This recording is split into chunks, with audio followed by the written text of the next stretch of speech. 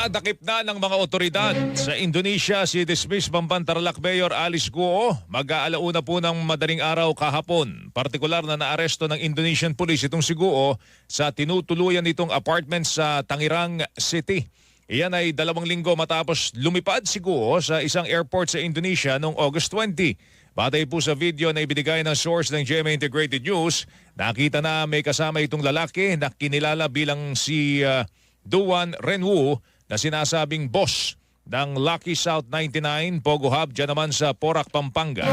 Ayon kay National Bureau of Investigation Director Jaime Santiago, nagpagupit ng buhok itong si Guo upang itago ang kanyang pagkakakilanlan. Para maitago ang kanyang identity, meron nang lumabas. Nakita na-share ang Indonesian Police na talagang maiksi na ang buhok niya. Nagpaputol ng buhok to conceal her identity. You know.